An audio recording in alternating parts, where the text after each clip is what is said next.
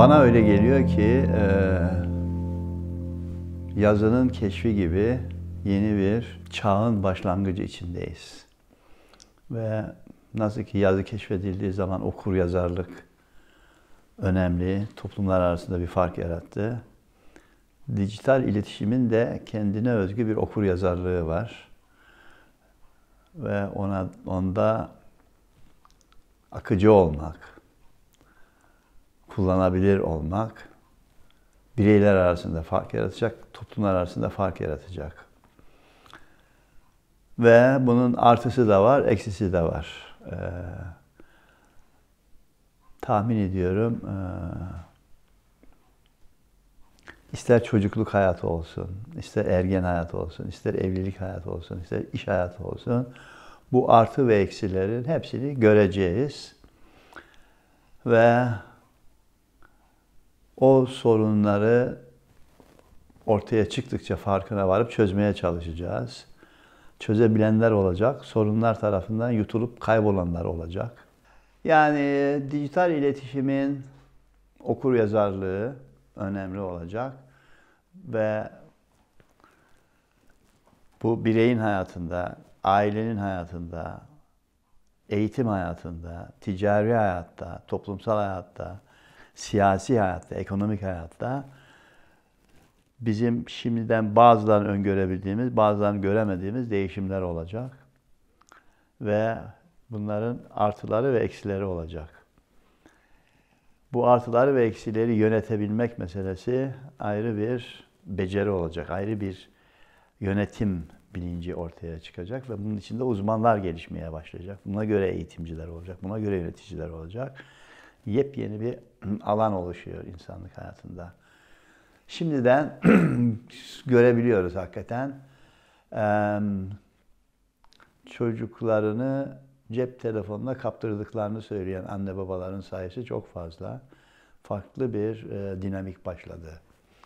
Ve oyun gruplarının oluşması ve burada saldırganlığın ortaya çıkması gibi.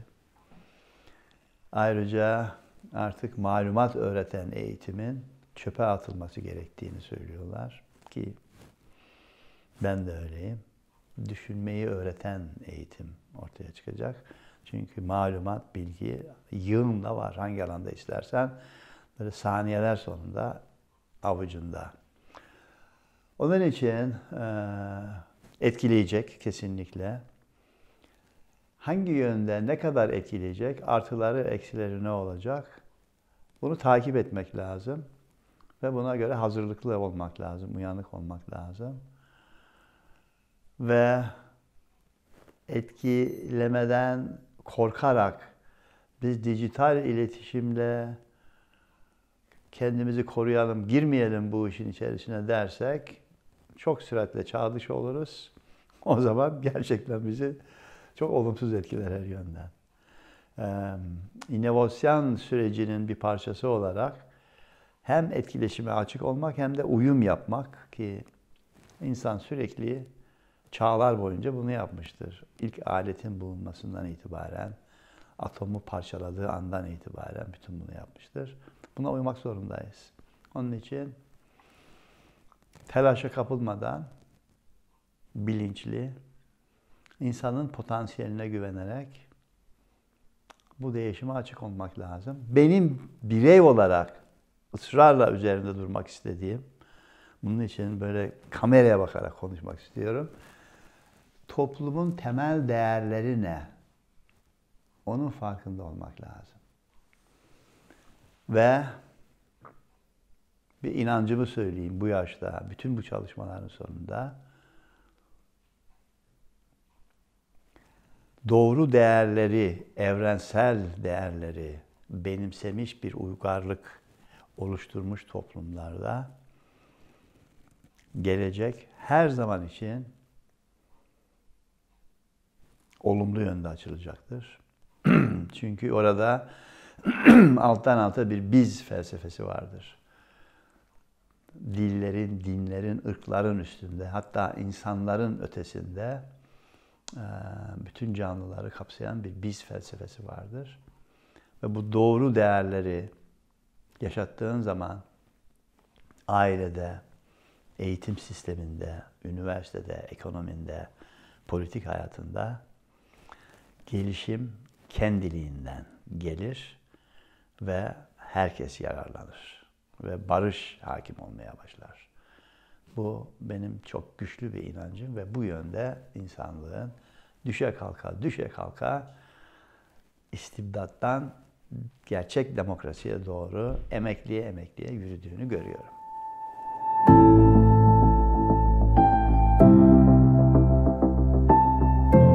Soru sorabilmek cesaret ister. Cesaret de güvenle başlar. Yani ben aklıma güveniyorsam, aklımın belirli bir gücü olduğunu hissediyor, gerçeği arama yolculuğunda aklımı rehber olarak kullanabileceğimi biliyorsam, o zaman soru sorma cesaretine girişebilirim. O bakımdan soru sorabilmek önce bir bakış tarzı, bir nevi kendinden izin almayı gerektirir. Bu basit bir şeymiş gibi gözüküyor ama çok önemli. Çocuk doğduğu zaman soru sormak üzere programlanmıştır. Allah de, doğa de. Merak eder. Sürekli belirsizliklerin farkındadır ve içindeki program bu belirsizlikleri belirgin hale getir, algoritmasını keşfet diye sürekli iter. Ve bu çocuk soru sorduğu zaman çevresi aferin ne güzel soru soruyorsun mu diyor. Yoksa nedir be öf sor bıktım artık senden. Kapa çeneni sus bilmiyorum işte. Ne bileyim ben git başkasına sor mu diyor. Benim önemli bir bakış tarzım kültür yapısıyla ilgili. Nasıl ki balık suyun farkında değil, biz insanlar da içine doğmuş olduğumuz kültürün farkında değiliz. Ben yurt dışına gidip 25 yıl çok farklı bir kültürün içinde yaşadığımdan dolayı kendi kültürümü keşfettim ve şunu söyleyebilirim, binlerce yıldır biz denetim odaklı korku kültürü içinde yaşıyoruz. Bu ayrıntılı bir sistem. Bunu anlatması 3 saat falan sürer benim için. Ama ve bunun içinde yaşadığının farkında olursan ancak o zaman o denetim odaklı korku kültürünün seni nasıl etkilediğinin farkına varırsın. Örnek vereyim. Oğlu evleniyor adamın. Gel oğlum diyor. Bak diyor. Deden bana söyledi, ben de sana söylüyorum. İlk gece gözünü korkut. İlk gece diyor. Alimallah kadın yuları takar diyor. Hiç insaf yok onlarda diyor. İleride çocuğun olacak. Farkında ol diyor. Ne karıya ne de çocuğa yüz ver diyor. Çocuğu uyurken öp diyor. İçinden gülmek girdiği zaman git başka bir odaya gül. Şımartma diyor. Başına bela alırsın. Soruyorum seminerdekilere. Bu oluyor mu olmuyor mu diye. Oluyor diyorlar. Evet. Niye oluyor? Yani bu insanlar doğuştan cani ruhlu mu doğuyor? Niye yapıyor bunu? Niye? Bunu ben Amerika'da anlattığım zaman onlar really? Şaşırıyorlar. Gerçi hakikaten böyle mi oluyor? Evet. Wow! Şaşırıyorlar. Şimdi sadece uyurken öpülen adam seviyor. Uğruna ölür. Fakat babalık anlayışı öyle. Babadan korkması lazım. Şimdi böyle bir ortamda büyüyen çocuğun soru sorma cesareti gelişemez.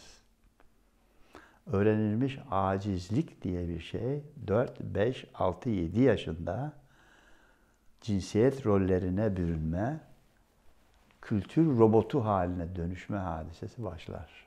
Bunlar önemli kavramlar ve her birisinin açılması gerekir. O ayrıca bir konu olur yani ne demek? öğrenilmiş acizlik nasıl oluşur? Ne demek kültür robotu olmak? Nasıl hayatımızı etkiler günlük hayatımızda? Bunların hepsinin içerisine girip böyle saatlerce konuşabilirim ben. O bakımdan soru sormak cesaret ister ve bu cesaretin kökleri doğduğun andan itibaren beslenmesi lazım. O nedenle kültürlere bakıyorsun. Felsefe nerede gelişmiş? Soru sorma izni olan toplumlarda gelişmiş. Ve topluma rağmen soru soranlar derileri yüzülmüş, asılmışlar. Yakın tarihimizde kaç tane genç idam edildi? Soru sordular, fikir söylediler ve yakalanıp idam edildiler. İdam edenler kötü insanlar değillerdi. Belirli bir toplum düzenini, görüşü idame ettirmeye çalışıyorlar. İnanmışlardı bunun doğru olduğuna. Yani soru sormak cesaret ister. Ondan daha da önemlisi soru soran çocuk yetiştirmek daha da büyük cesaret ister. Ve o soruları o çocuklar bulmaya çalışırken onlara olanaklar vermek, bilimsel araştırma fonları vermek, üniversitede imkan vermek çok önemli bir değerler bilinci ister. İnsan aklını, saygınlığını görme, potansiyelini görme. Şunu söyleyip bu konuyu kapatmak istiyorum. Doğan her bir çocuk muhteşem bir potansiyel. O potansiyelin içinde şimdiye kadar insanlığın keşfettiği her şey vardı. Bundan 1000 yıl sonra keşfedilecek olan her şey o potansiyelin içinde şimdi var. Soru sorma cesareti gösterenler keşfederek yeni ufuklar açacaklar.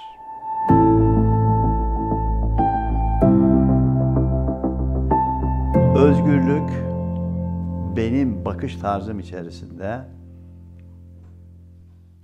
bir insanın inşa ettiği bir süreçtir. Dışarıdan verilmez. Nasıl bir süreçtir? İnsan ilişkilerine gideceğim. Çünkü özgürlük ancak ilişkiler içerisinde anlam bulur.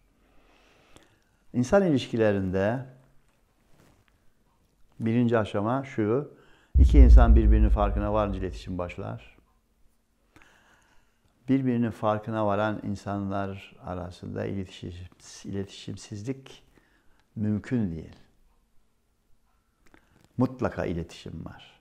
Yani birbirinin farkına varınca giyinişinin, hareketlerinin,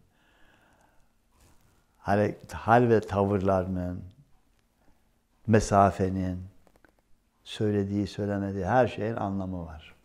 Onun için mesaj alışverişi mutlaka var. Çoğu kere farkında değiliz ama iç beyin biliyor ve takip ediyor. İkincisi, sık sık sosyal ortamlarda beraber olunca o zaman ilişki başlıyor.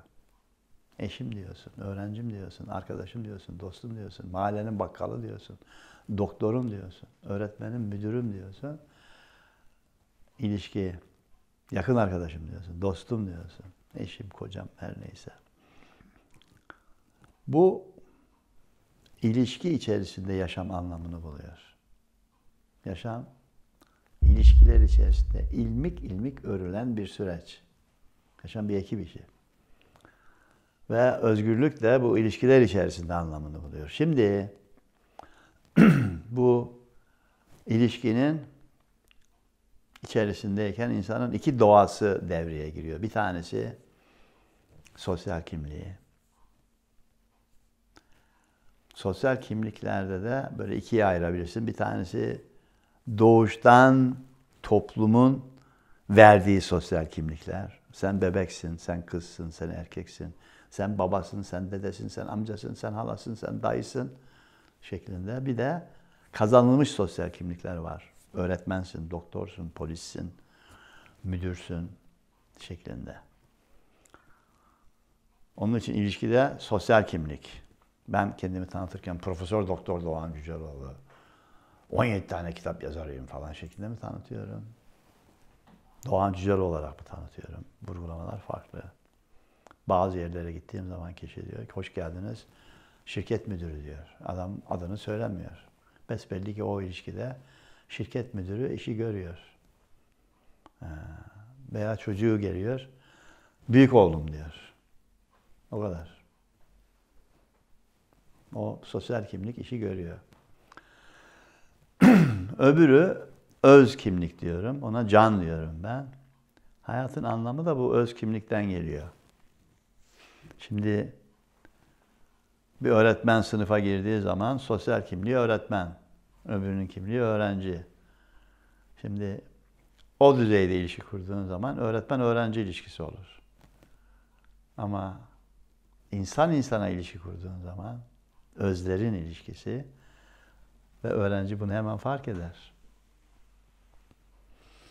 Sosyal kimliğin ötesinde bir ilişkin oluyor ve ikisinin yarattığı özgürlük çok farklı. Şimdi ilişkinin 6 tane boyutu var. Bunun bilinmesi çok önemli bence kültür bakımından. Ve bu boyutlar çocuk doğduğu zaman, hele gelişiminin 6. 7. ayına geldiği zaman his olarak kesinlikle çocuk farkında. Sen varsın kale alıyorum mu, almıyor muyum hissediyor. Seni olduğun gibi kabul ediyorum mu, yoksa ötekileştiriyor mu hissediyor. Sen teksin. Sana bakarken evrende tek olan biriyle şu anda ilişki içindeyim mi? Yoksa bir grubun parçası mısın? Öğrenci olarak mı konuşuyorum sana? Yoksa Selim olarak mı konuşuyorum? Fark ediyor. Sen bir potansiyelsin, senin o potansiyeline güveniyorum diye mi bakıyorum? Yoksa ne olacak bilmiyorum, sen işe yaramaz birisi misin şeklinde mi bakıyorum? Onun için sürekli davranışına mı bakıyorum böyle? Düşme, önüne bak. Önüne bak. Onu da hissediyor. 5. Emek ve zamana değer misin? Yani senin sevgiye layık mısın? Sevginin tanımı bu. Emek ve zamana değer olmak. 6. Seni bir birey olarak kabul ediyor muyum? Sana saygım var mı? 2. Seni ekipten birisi olarak kabul ediyorum. Sana sorumluluk veriyor muyum? Ekipten birisi olarak kabul ettiği andan itibaren sorumluluk verirsin. Hey, sen dairedensin, 2 yaşındasın ama hadi bakalım. Masadan bardakları sen kaldıracaksın.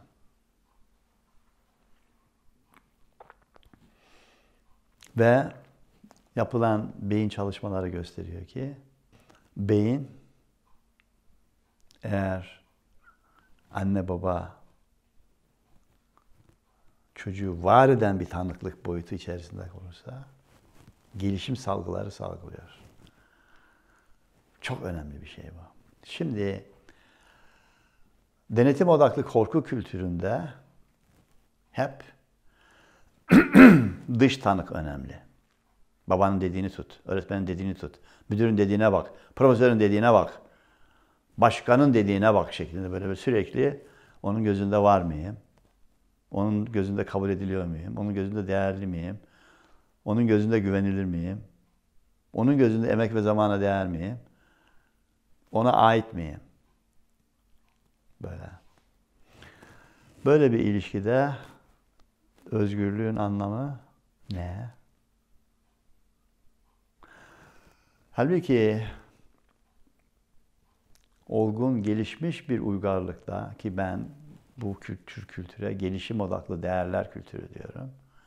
Denetim odaklı korku kültürünün gücü korkudan ve öfkeden gelir. Korkutuyor musun? Öfkeli misin? Gelişim odaklı değerler kültürünün gücü sevgiden gelir. Ve güvenden gelir. Sevgi ve güvenden gelir. Şimdi gelişim odaklı değerler kültüründe sevgiden gücünü biliyorsa anne baba sürekli çocuğa tanıklık yaparken bir hedefleri var. O da şu. Sürekli çocuğa hatırlatıyorlar. Bak diyorlar. Unutma. Senin yaşamında sürekli birisi var. O da senin kendinsin. Sakın bunu unutma. Sakın bunu unutma. Sakın kendini yok etme.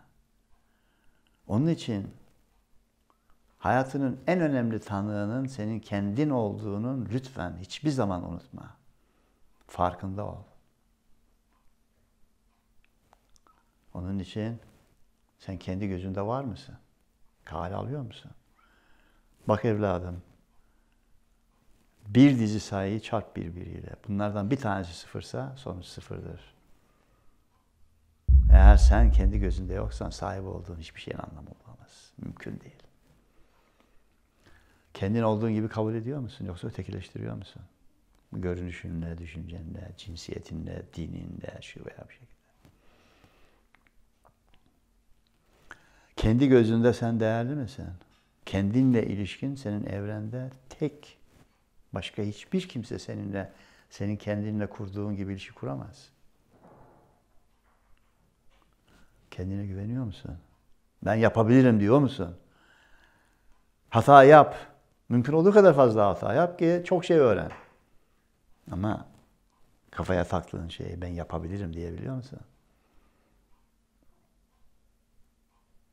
Kendini emek ve zaman vermeye değerli görüyor musun? Seviyor musun kendini? Çok önemli. Ve ayrıca bir birey olarak kendine saygın var mı? Kendi mahremiyetine saygın var mı? Onu koruyabiliyor musun? Ayrıca şunun da farkında mısın? Yaşam bir ekip işi. İçindeki ekibi keşfettin mi? Bu içindeki ekibi keşfetmişsen onunla ilgili sorumluluklarını keşfedersin. İşte burada özgürlük başlar. İçindeki ekibi keşfetmemiş insan hiçbir zaman yaşamında anlam olmaz ve özgür bir insan olamaz. Onun için o laf değil, çok önemli bir süreç. Bir insanın özgürlüğü içindeki bizi keşfetmekten gelir. Bütün bu kadar açıklamamın sonucunda ancak özgürlüğü açıklayabiliyorum. Dışarıdan verilecek bir şey değil. Özgür insanın özgürlüğünü hiç kimse elinden alamaz. Çünkü onu o inşa etmiştir.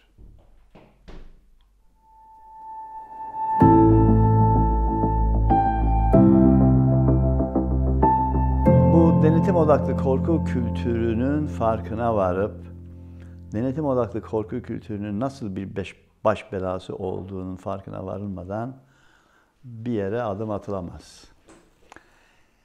Yani genellikle toplumda olan bitene bakıp bu olan biten olmasın. Efendim toplumda şiddet var. Şiddeti yok edelim tavrı. Böylelikle sonuca bakıyorsun. Bir ortaya çıkmış sonuç var. Hoşuna gitmiyor o sonuç. Onu yok edelim. O şiddeti ortaya çıkaran davranışı yok edelim diyorsun. Ne yapalım? Kanunlar geçirelim. O şiddeti gösterenleri hapishanelere tıkalım. Burada sorulmamış bir soru var. Bu niye ortaya çıkıyor? Niye ortaya çıkıyor? Neden bu davranış ortaya çıkıyor? Bunu anlamadıkça kanunlarla o davranışı cezalandırmak tabiri özür dileyerek söylüyorum. Çok salakça bir yaklaşım tarzı. Bilimsel değil. Ondan dolayı da çözmez. Ah vah hala adam olamadılar bunlar. Ya arttıralım cezayı şimdi. İşte idam olsun efendim, idam olsun. Yine çözmez. Daha çok hapishane yapman gerekir. Onun için yani tıpta da hastalığı tedavi etmek için bir tanı koymak lazım. Neden oluyor bu şeklinde bir yaklaşım içerisinde. Aynı şey insan hayatında da olması lazım. O nedenle bu denetim odaklı korku kültürü nereden geliyor? Niçin var? Niçin tutmuş ve devam etmekte ısrar ediyor? Anlamadıkça o zaman denetim odaklı korku kültürünün ürettiği sonuçları ailede, eğitimde, birçok yerde bunu yaşamak durumundasın. Denetim odaklı korku kültüründe hiyerarşi çok önemli ve ben diyen birisi var. Güveni orada buluyor bu güçlü kişi. Ben diyor. Öbürü de bekliyor ki ilişki içindeki evet efendim siz, evet efendim siz, sayın müdürüm, sayın öğretmenim, değerli babam, pederim. İlişkilerde sürekli bir güçlü var, bir de güçsüz var. Güçlü sözünün dinlenmemesinden korkuyor. Gücünü kaybetmekten korkuyor. Ondan dolayı sürekli denetlemeye çalışıyor. O bakımdan ilişkisinde karşıdakini mutlaka güçsüz bırakacak şekilde farkında varmadan bir ilişki kuruyor. O nedenle boynuz kulağa geçmesin istiyor. Çırak ustadan daha iyi olsun istemiyor. Üniversitedeki profesör asistanı kendinden daha iyi olsun istemiyor. Böyle bir potansiyel gördüğü zaman onu asistan olarak almıyor. Bu kadar basit bana göre. O nedenle ben böyle bir cevap vermek istiyorum ona. Bu motivasyon yapısı ne zaman değişebilir? Bu gelişmiş uygar toplumlarda gördüğümüz ne? Ben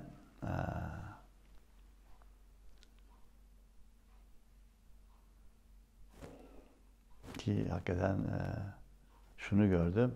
Üniversite öğretim üyesi ısrarla doktora programındaki öğrencilerden kendisinden farklı düşündüğü zaman iyi not alacağını hissettiriyor.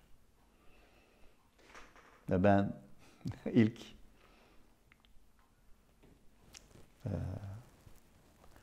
ödevimi yaptığım zaman doktora programında University of Illinois Champaign-Urbana'da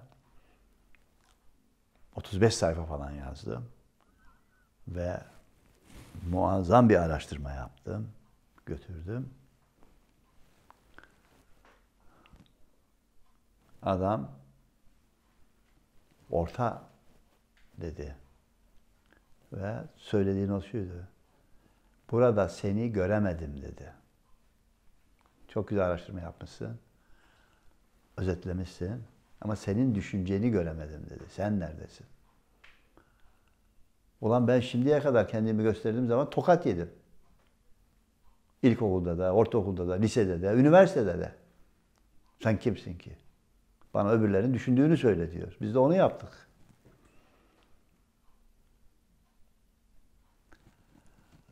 Senin düşündüğünü söyleyeceksin ama sen bütün bunları bilerek konuşacaksın.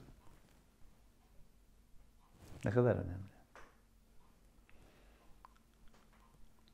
Onun için benim önerim, bizim aydın insanlarımızın denetim odaklı korku kültürünün ne olduğunu, ailede ne yapıyor, eğitim sistemimizde ne yapıyor, din hayatımızda ne yapıyor, farkına varıp toplum olarak denetim odaklı korku kültürünün değerleriyle mi yaşayacağız?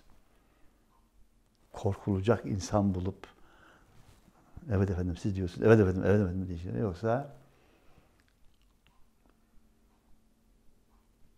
paylaştığımız temel değerlerle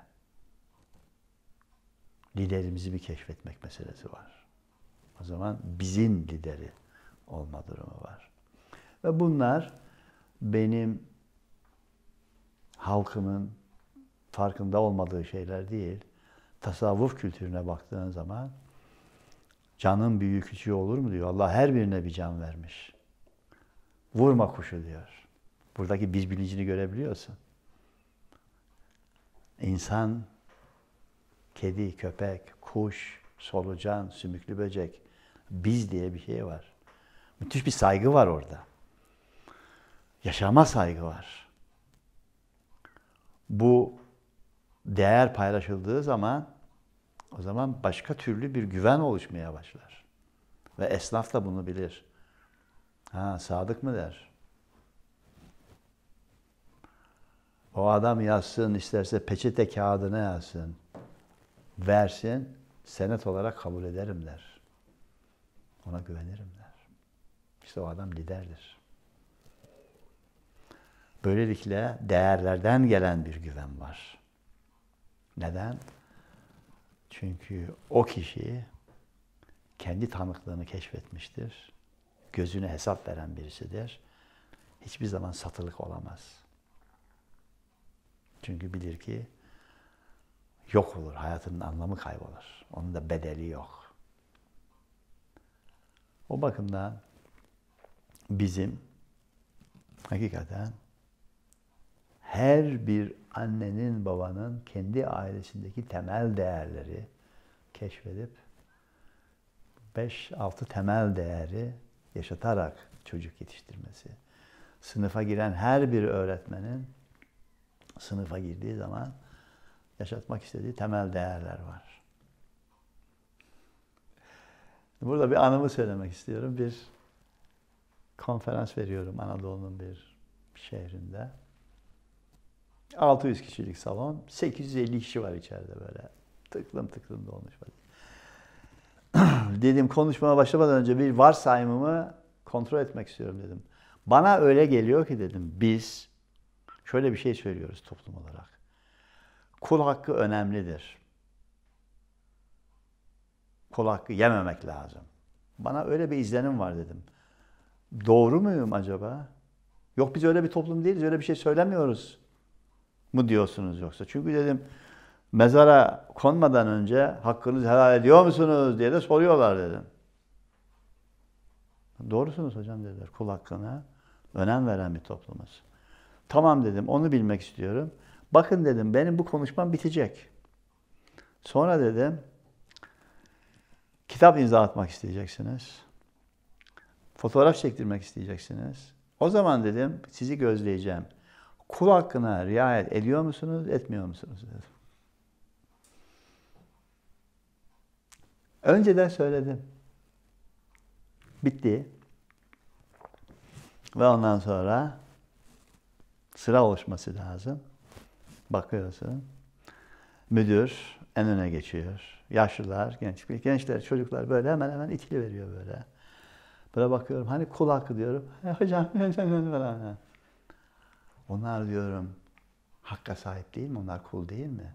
Çünkü öğrenci, çünkü yaşça küçük.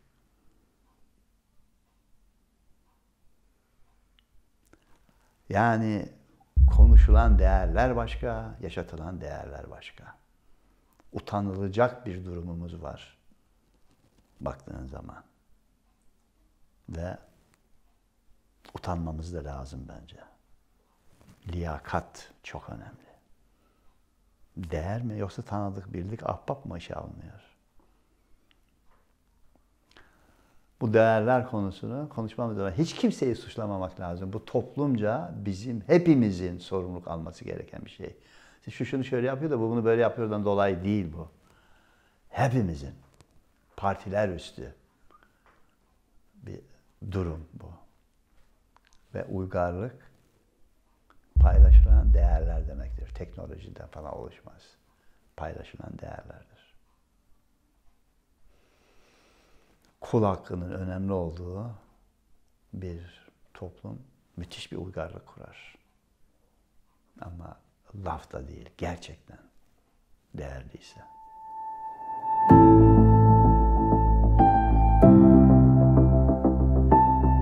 Sanırım açıklayabilirim.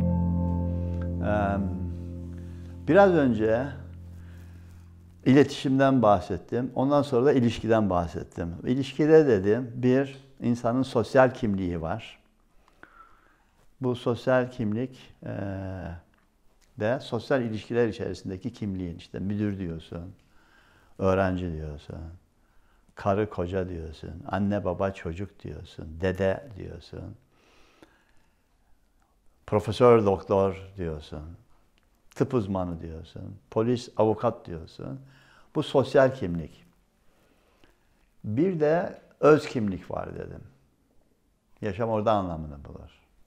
Bu öze gittiğin zaman ben kimim sorusuna nasıl cevap veriyorsun meselesi var ve değerler orada. Sosyal kimliğe gittiğin zaman aslında kurallar, kanunlar iş içerisine girmeye başlar. Değerler sen kendi tanıklığın içerisinde yaşatırsın. Adil miyim? Hakikaten hakkaniyet içerisinde hareket ediyor muyum meselesi var. Bunun kurallarını koyduğun zaman bu kurallar ilkeler şeklinde, kurallar şeklinde ve kanunlar şeklinde topluma yansımaya başlar. Bundan dolayı bir toplumun anayasası o toplumun uygarlığının temelindeki değerler üzerine yazılabilir. Eğer bir toplum her bir birey özgür olma, mutluluğu arama hakkıyla doğar. Bu hak ona doğuştan verilmiştir diyorsa anayasasına ona göre kanun koyar. Çok önemli değil mi?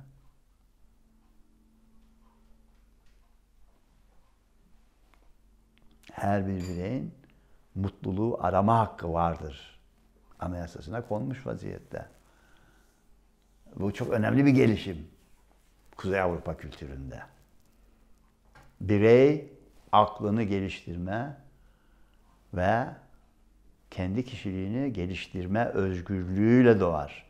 Toplum ona bu ortamı sağlamakla görevlidir. Bir değerse eğer ona göre aile hukuku oluşur. Ona göre eğitim hukuku oluşur. Ona göre eğitim kuralları oluşur. Şimdi din insanın özüne hitap eden temel değerleri mi ele alacak ve o değerler çerçevesinde bir uygarlık, yaşam felsefesi, bakış tarzı oluşturacak. Buraya gittiği zaman ben buna manevi yaşam diyorum işte. Değerler orada oluşuyor. Din, senin sosyal ilişkilerinde nasıl giyineceksin? Kaç kere namaz kılacaksın? Ne zaman hacca gideceksin? Mülkünün ne kadarını vereceksin? Neyi ne zaman yapacaksın? Sakalını ne zaman keseceksin? Ne kadar uzaksın? Saçını göstereceksin, göstermeyeceksin gibi önemli görüyorum bunu ama bunlar üzerinde durup öbürünü ihmal ediyorsa o zaman böyle görünüşe önem veren ama değerlerin yaşamadığı bir toplum ortaya çıkmaya başlıyor. Ve bu bana çok aşina bir manzara olarak görülüyor. Ve içim acıyor. Çünkü benim toplumum bunu hak etmiyor. Ve bunun hakikaten konuşulması lazım. Yani ben dindar bir insan gördüğüm zaman gönlümden geçen onun gözlerinin ışıl ışıl sevgiyle dolu olmasını istiyorum. Hakkaniyet konusunda, kul hakkı yenmez konusunda tam anlamıyla yaşayan birisi olarak görmek istiyorum. Kendi iç dünyasının zenginliğiyle özgürlüğünü keşfetmiş, kendisine saygısı olan ve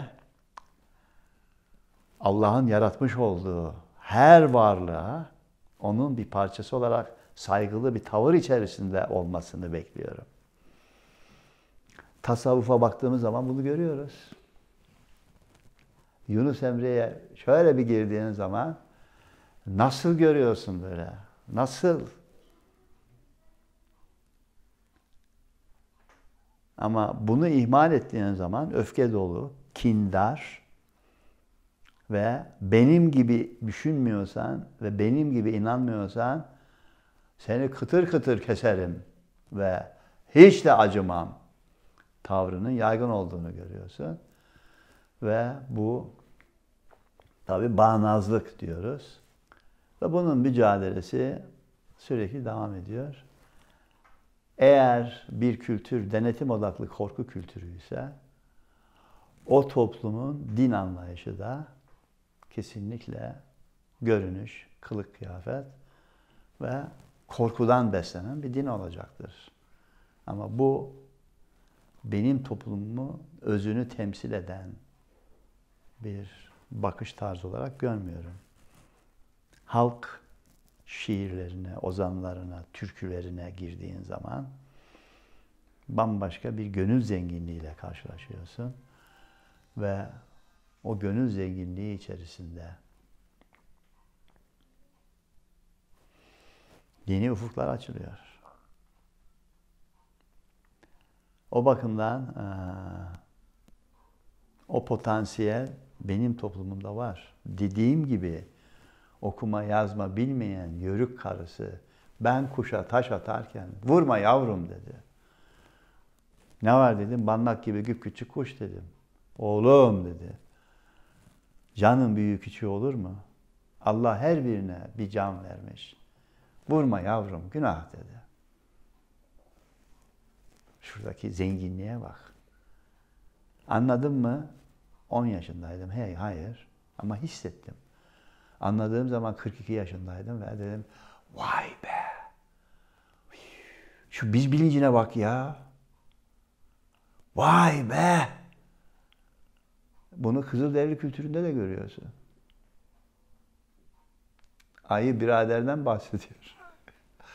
Ve hiç de aşağılamıyor. Kartal kardeşten bahsediyor.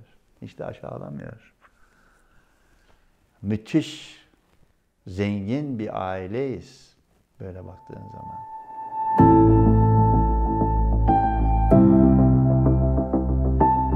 Korku kültürünün altında yazan sebepler korku kültürüdür. Yani korku kültürü insanlık tarihi kadar eski ve paylaşılan bir kültür. Yani bundan 500 yıl öncesine kadar tüm dünyanın tek kültürüydü. Ama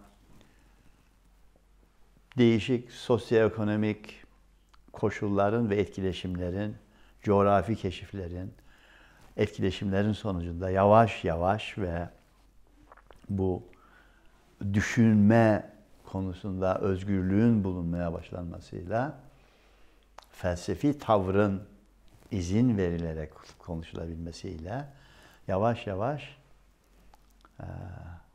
insan aklının soru sorabilmesi, insan aklının sorduğu soruları ciddiye alma gibi bir tavır oluşmaya başladı. Böylelikle insan aklı inanç temellerini sorgulamaya başladı.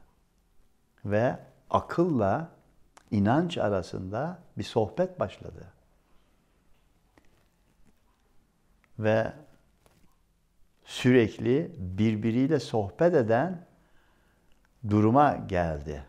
Öyle bir duruma geldi ki Nietzsche bu sohbetin sonunda aklın kabul edemeyeceği inancın ölmesi gerektiğini söyledi. Ve ona göre bir akım başladı. Bu tabi resimde, müzikte, romanda, tiyatroda muazzam eserler ortaya çıkmaya başladı. Klasiklerde. Ve Batı dünyası enteresan bir şekilde aklı güçlü duruma sokmaya başladı. Hazreti İsa Latince bilmiyordu ama enteresan bir gelişimle Roma İmparatorluğu'nda İncil Latinceye ve bundan dolayı da bütün rahiplerin Latince İncil'i ezberlemesi ve anlaması durumda ve halk Latince bilmediğinden dolayı İncil'i anlamıyordu. Ve sakın izin verilmiyordu Latince'nin dışında. Ama Luther diye bir Alman bir dakika dedi ya, din gibi son derecede önemli bir aşkınlık kaynağında anlamadığın şeyi ezbere senin hayatına nasıl yön verebilir? Ben dedi İncil'i Almanca'ya tercüme ediyorum dedi. Protesto etti. Protestanlar kuruldu. 70 yıl kanlı savaşlar oldu. 70 yıl kanlı savaşlar oldu. Yüz binlerce insan öldü. Hangi konuda? İncil benim dilimde yazılabilir, yazılamaz konusunda. Şimdi neredeyiz? Dünyanın hangi dilini alırsan al, o dilde İncil'i bulabilirsin. Bulabilirsin. Ve bu o kadar doğal geliyor ki. Anlamadığım şeye ben nasıl inanırım diyor. Henüz daha bunu konuşmaya dahi başlayamadık. Akıl ve inanç birbiriyle sohbet içerisine girebilmiş değil. Ben çok sormak isterim böyle din konusunda bir sohbet açıldığı zaman bir ortamda. İyi Arapça bilmeyen birisi iyi bir Müslüman olabilir mi diye sormak isterim hakikaten ve cevabını çok merak ediyorum. İyi bir Müslüman olabilmek için mutlaka iyi Arapça bilmek gerekiyor mu? Bunun değerlendirilmesi lazım. Evet gerekiyor dendiği zaman ona göre bir tavır içerisinde olacaksın. Ona göre bir tartışma açılacak, akıl devreye girecek. Hayır, iyi Arapça bilmek gerekmez. Önemli olan Kur'an'ın ruhunu anlamak lazım. Oradaki değerleri keşfetmek lazım dendiği zaman o zaman ona göre bir yol alacaksın, izleyeceksin. Bunu tartışmaya başlamadık henüz. Niye başlamadık? Bunun başlaması bence hakikaten dini alanda liderlik yapan düşünürlerimizin, özellikle İlahiyat Fakültesindeki düşünürlerimizin sorumluluğu diye düşünüyorum. Belki de başlamıştır da ben bilmiyorum. O bakımdan belki yaygın olmadığı için bana kadar gelmemiştir. Ama çok önemsiyorum. Çok önemsiyorum çünkü ben manevi yaşamı, bu aşkınlık yönünü bir insanın en önemli değerler haznesi olarak görüyorum. Hayat orada anlamını buluyor. Çok, çok, çok önemsiyorum. Ondan dolayı gayet saygılıyım ona. Ama akılla inancın sohbet içinde olması lazım ki değişen yaşam koşulları içerisinde o değerler kendi yorumlarını bulabilsinler.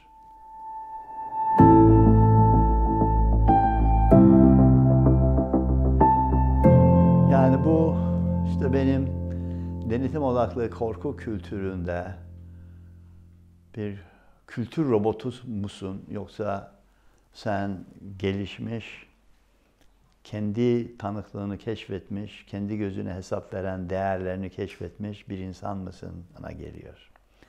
Evlendirildin mi, evlendin mi sine geliyor. Yaşamının tanıklığını keşfettin mi yoksa başkasının gözüne hesap veriyor olarak mı yaşıyorsun? Durumu oluyor. İçindeki bizi keşfettin mi ve o bizin içerisinde eşin yer alıyor mu meselesi oluyor. Bunların hiçbirisiyle aşina değildim ben. Üniversite profesörüydüm ama malumat sahibi fakat farkında olmayan birisiydim. O bakımdan öğrenimim vardı ama eğitilmiş bir insan değildim. Bu çok önemli. Bu öğrenim ve eğitim arasındaki fark var. İnsan nasıl gelişir? Bir kere insan bir birey olarak kendisini önemsemeye başladığı zaman gelişim adımını atar. Ben varım demesi lazım. Gelişmesi için bence duygularını, heyecanlarını fark edip onlarla sohbet içinde olması lazım. Neden öfkelendim? Niçin öfkeliyim? Neden mutsuzum? Şimdi neden mutluyum? Bunları sormaya başladığın zaman geçmişini, değerlerini, kendini tanımaya başlıyorsun. Ve ben şu yaşta şunu görüyorum. Bizi yaratan Allah diyelim veyahut da inanmıyorsan doğa diyelim. Öyle programlamış ki doğuştan bizi mutlu edecek olan şeyler belli. Mesela enteresandır. Çocuk doğuştan sevginin bir değer olduğunu ve onu yaşadığı zaman mutlu olduğunu hissediyor. Böyle öfkelenip bakarsan, bağırırsan ağlıyor, kaçmak istiyor. Ama ah canım nasılsın? O ses tonunda falan böyle konuştuğun zaman böyle gülerek bakıyor, gözlerinin içi gülüyor. Nerede öğrendi? Doğuştan biliyor. İçimiz programlanmış vaziyette. Tehlikeli şeyleri hemen hissediyoruz ve uzak durmak istiyoruz. Korkuyoruz, kaygılanıyoruz. Ne kadar önemli korkularımızı ve kaygılarımızın farkına vararak tehlikelerden korunmak. Sınırlarımız ihlal edildiği zaman, yok sayıldığımız zaman öfkeleniyoruz. Ne kadar önemli. Önümüz kesilip beklentilerimize ulaşma yollarımız kesildiği zaman hüzün duyuyoruz, melankoliye gidiyor, kederleniyoruz. Bunun farkına varmak ne kadar önemli. Onun için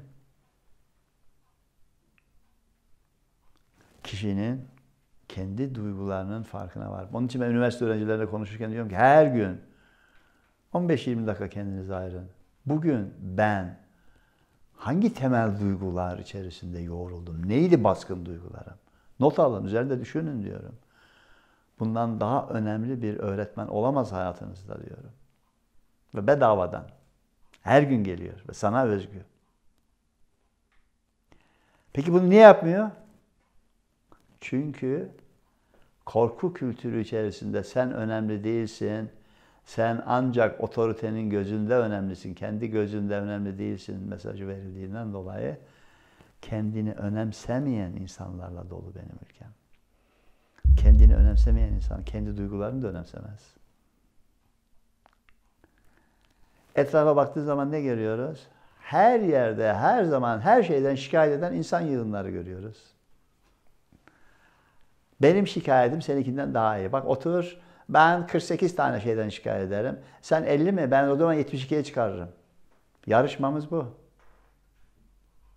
Utanılacak bir durum farkında bile değiliz. Mez mez mez mez mez mez mez mez mez mez mez mez mez mez mez mez mez mez o mu? Mutlaka şikayet bir şey bulurum ben. Mutlaka bulurum. Sen kaç tane buluyorsun? 18 mi? Ben 28 tane bulurum. Bunun yarışmasını yapıyoruz. Böylelikle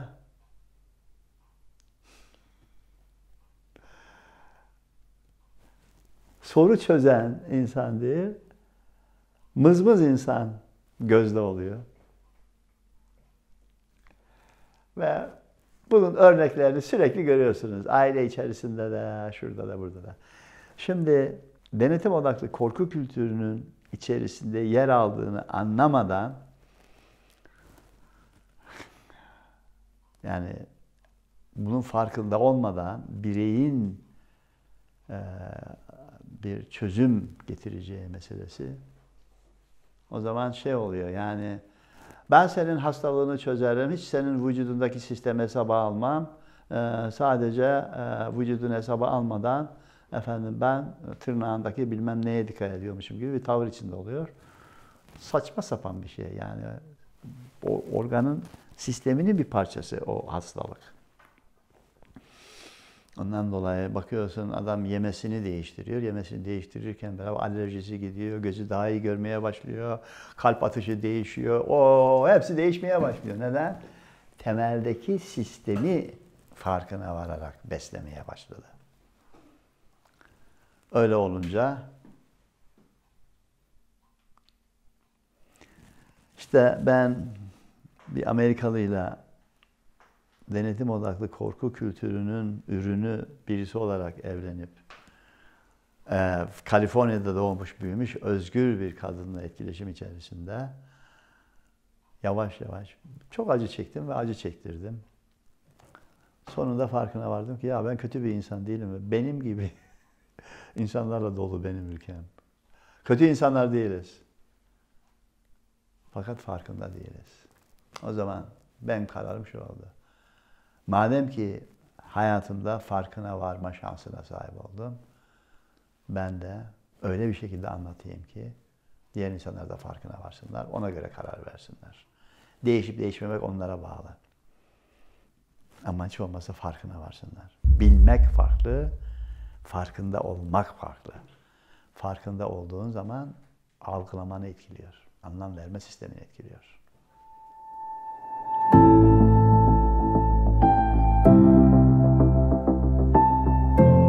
Daha önceden bahsetmiş olduğum insanın sosyal kimliği, diğer insanlarla bir ilişki içerisindeyken sosyal kimliği var ve bu sosyal kimlik içerisinde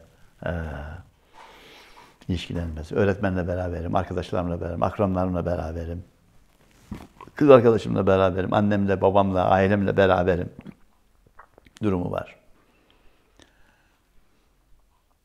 Yalnız mısın? Hayır. Öyle mi? Arkadaşlarla beraber? Evet. Aslında bir de benim daha önce sözünü etmiş olduğum kendi tanıklığını keşfetmiş insanın yalnızlığı meselesi var. O zaman kendinden yalnızlık, kendi özünden kopma meselesi var. Zannederim dün mü ne bir tweet yazmıştım. Ona bakıp okuyabiliriz yani. Enteresan. Yani kimseyi kırmayayım, aman aile içerisinde kimseyi kırmayayım, dikkatli olayım. Yavrum kimseyi kırma, kimseyi kırma. Kimseyi kırmamaya çok özen göstererek bir bakıyorsun, kendi özünden kopmuşsun. Kim olduğunu dahi farkında değilsin. Kimseyi kırmayacak bir insan olma durumunda özünden kopmuşsun. Sağlıklı değil. Onun için en büyük yalnızlık kendinden yalnızlık. Onun yoldaşlığını bulamadığın andan itibaren sen zaten kalabalığın içerisinde yapayalnızsın aslında. Ve savaşçı bunun çok iyi farkında. Savaşçının savaşçılığı seni her gün diğerlerine benzetmeye çalışan bir toplumda kendin olarak kalabilme savaşını vermektir. Bu E.E. Cummings'in bir şiiri. Ve bir başladı mı o, hiç bitmez, devam eder meselesi var. Onun için denetim odaklı korku kültüründe büyümüşsen, imkan verilmemiş sana kendi tanıklığını keşfetmeye, kendi özünle. Ben kendi tanıklığımı keşfetmek için 4 yıl çocuklarından ayrı kaldım. İntiharın eşiğine geldim. Ve o zaman keşfettim ki ben, Doğan Cüceloğlu diye birisi var ve ben o çocuklara babalık yapmazsam hiçbir zaman kendimi affedemem. Hamallık yapmaya razıydım, gittim ve elimden geleni yaptım. Çok şükür. Şimdi Türkiye'de elimden geldiğince denetim odaklı korku kültürünün olduğunun farkına varılmasını ve herkesin kendi sorumluluğu içerisinde kendi değerlerini keşfederek kendini saygıdeğer bir insan olarak sorumluluğu içerisinde keşfetmesine yardımcı olmak istiyorum. Ve bunu duyup anlayan çok insan var. Çünkü bir keresinde bir seminerden çıkıyordum. Birisi geldi. Vallahi Doğan Hocam dedi, bilmediğim hiçbir şey söylemediniz dedi. Sadece dedi, bildiğimin farkında değilmişim. Siz söyleyince farkına vardım dedi. Ne kadar önemli bir şey. Hakikaten benim söylediğim şeylerin hepsini içimiz biliyor. Fakat bildiğimizin farkında değiliz. Ve bildiğinin farkına varınca da o zaman bir sorumluluk olmuyor. Artık biliyorum, şimdi farkındayım. Hadi bakalım. Gücün dahilinde yapmaya başlayacaksın.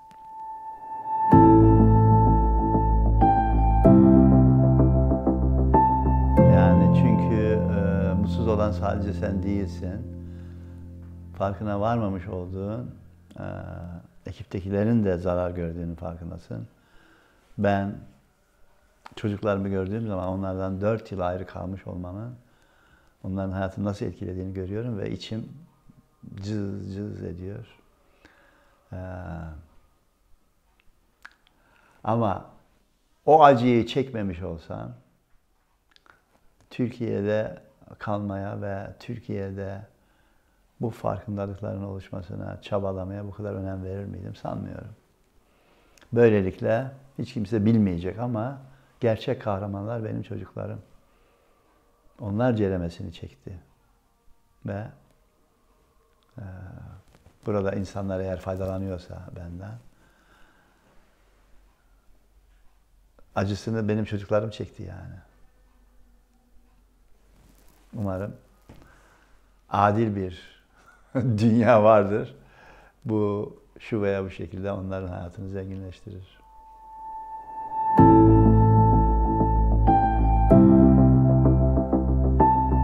Yaşamın sağlıklı bir şekilde devam edebilmesi için hangi ortamda olursa olsun liyakatın bir değer olarak işlemesi lazım. Yaşamın hangi yönünü ele alırsan al. Yani bu meslekler olabilir, insan ilişkileri olabilir, değişik yönler olabilir. Bazı spor alanı olabilir, müzik alanı olabilir, sanat alanı olabilir, yazarlık olabilir, doktorluk, polislik, askerlik, hangi alanı alırsan al. Bazı insanlar diğerlerinden daha iyi. Basket, bazı insanlar diğerlerinden daha iyi. Şimdi müzik, bazı insanlar daha iyi. Yazarlık, bazı insanlar daha iyi. Her alanı alırsan al. Şimdi iyi olanın iyi olduğunu nasıl anlıyorsun? O konuda doğru kararlar veriyor, doğru üretim yapıyor, daha fazla yapıyor ve iyi yönetiyor. Her neyse. Alkışlıyorsun.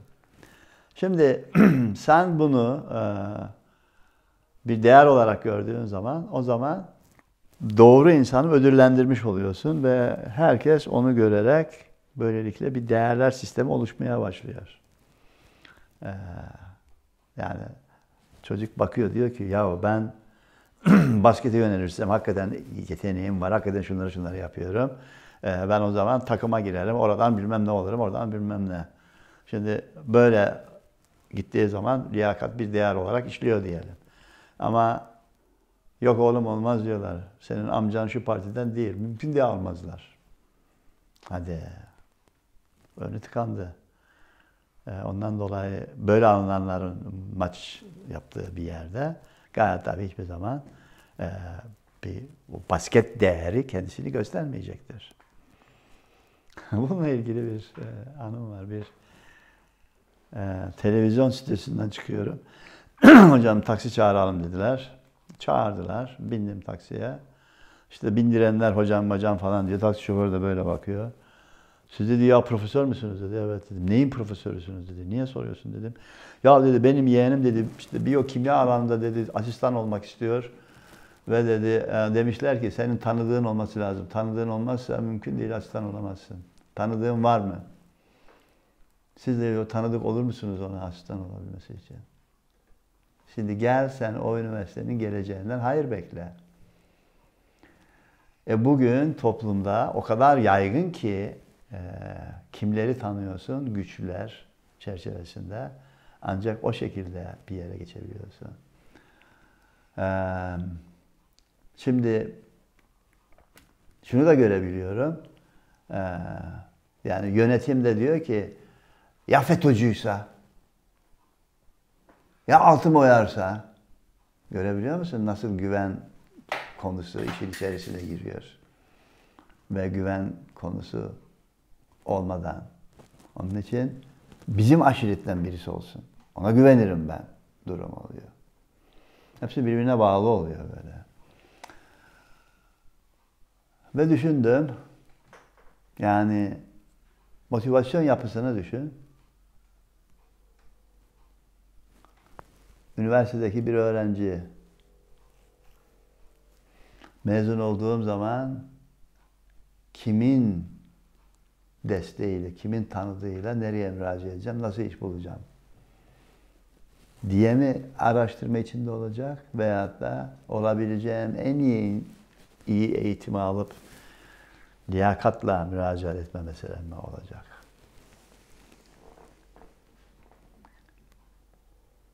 Liyakat kendiliğinden bir hiyerarşi oluşturur. Ve tepedeki insana saygı duyulur. Çünkü hak etmiştir. Bu marangoz olsun, muslukçu olsun, ayakkabı tamircisi olsun, araba tamircisi olsun, doktor olsun, hangi meslekte olursa olsun. Eğer liyakat işliyorsa insanlar mutlaka saygı duyar. Ve ona daha çok para vererek iş yaptırır. Çünkü eninde sonunda o kârlı çıkar. Ama liyakat bir değer olarak işlemiyorsa o zaman çok basit. Doğanın işleyiş tarzı belirli algoritmalarla oluyor. Tamam mı? Yani bu algoritmaları çözdüğün zaman fizikte, biyolojide, psikolojide, ekonomide teoriler kuruyorsun, kuramlar kuruyorsun ve kanun haline geçiyor onlar. Suyun akması, taşın düşmesi ve etkileşimler.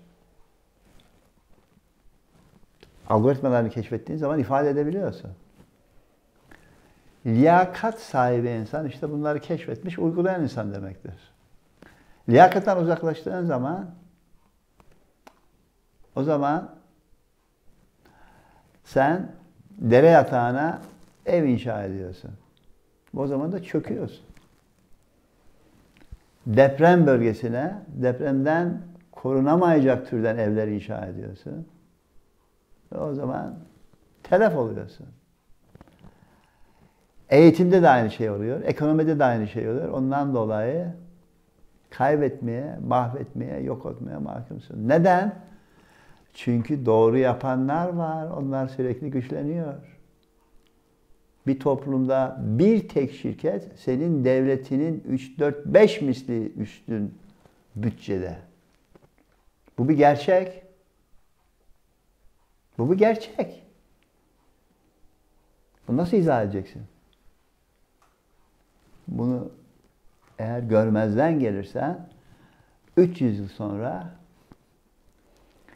seni öyle bir sömürmüş olurlar ki aslında burada doğup büyümüş bütün yetenekli gençler gidip o sistemin parçası olarak oraya yerleşir. Senin de bitmiş posan kalır. Posan kalır. O bakımdan yok olur gidersin. Çok açık seçik. Liyakat, bütün değerlerin uygun çalıştığının göstergesidir. Hakkaniyetin temelidir.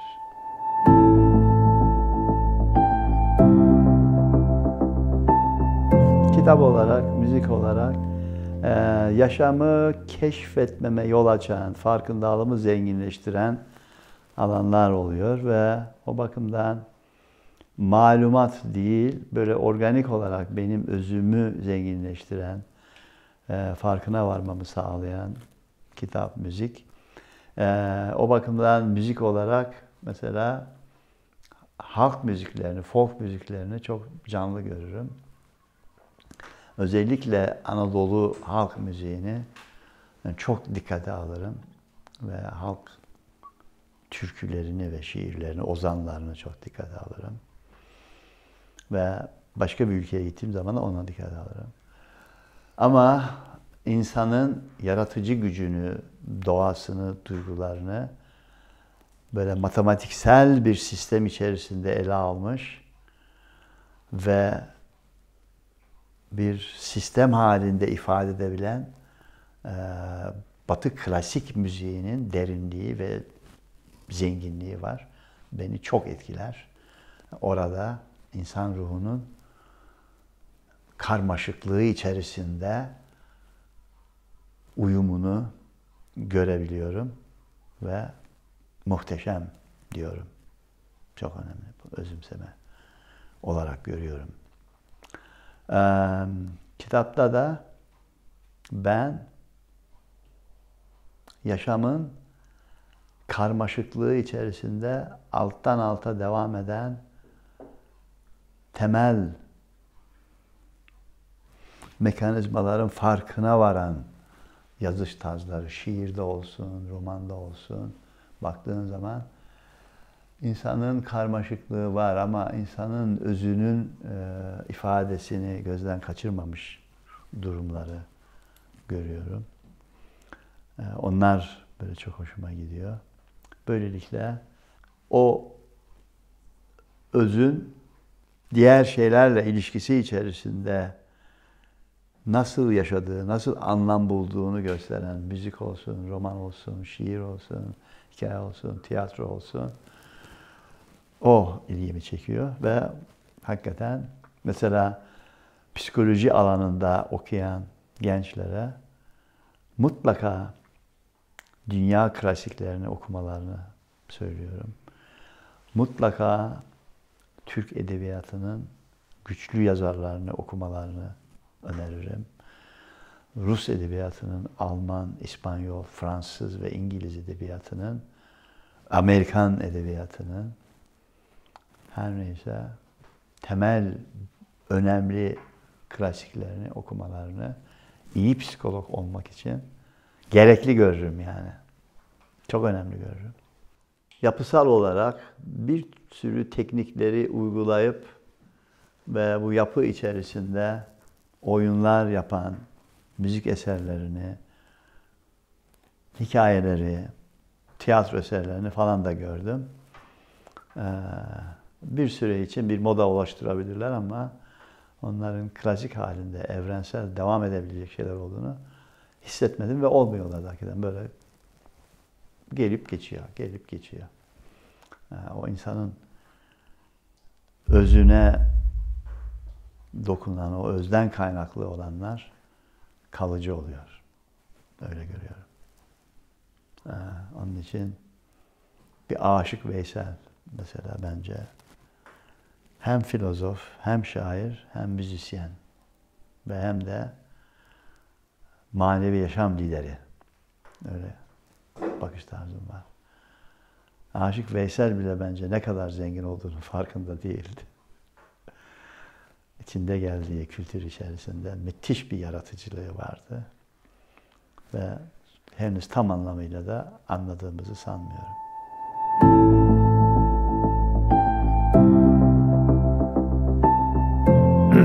Ben Amerika'da doktora programında ilk gittiğim ve işte çalışıyorum. Zannederim 2 ay falan sonra bizim syllabus dedikleri haftaya göre hangi konular işlenecek, sınav ne zaman yapılacak falan yazdıkları bir kağıt var. Syllabus dedikleri. O gün geldi, hoca sınav sorularıyla geldi. Sınıfta zannederim 12 kişi falandık. Dedi evet, daha önce de söylediğimiz gibi bugün sınav var. Ben dedi şimdi kağıtları dağıtacağım, bir okuyun lütfen dedi. Bir 10 dakika, 15 dakika burada kalacağım. Eğer sormak istediğiniz şeyler varsa açıklığa kavuşmamış, bana sorun, onları anlatayım. Bundan sonra ben dedi koridorda 247 numaralı odadayım. Bırakırsınız dedi bitirdikten sonra. Hakikaten bazı insanlar el kaldırdı falan, sordular. Ondan sonra adam çekti gitti.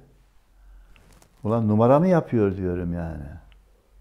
Ne var burada? Bir şey mi var? Falan şeklinde. Herkes gayet normal çalıştı. Böyle Allah Allah falan. Yani kitabını çıkar bak. Birisine bir şey sor, konuş falan şeklinde. Hiç öyle bir şey olmadı. Neyse. Akşam kaldığım işte yurda gittim.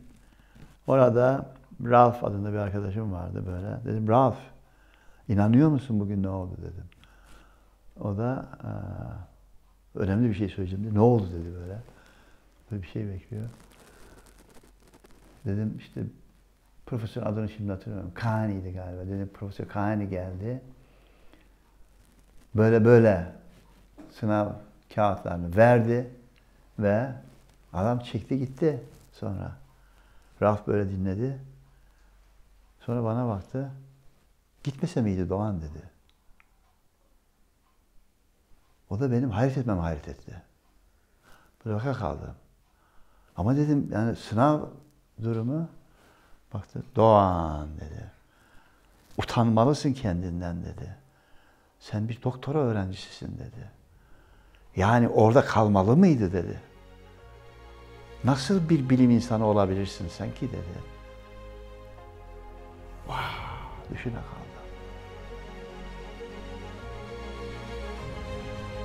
Nasıl bir bilim insanı olabilirsin?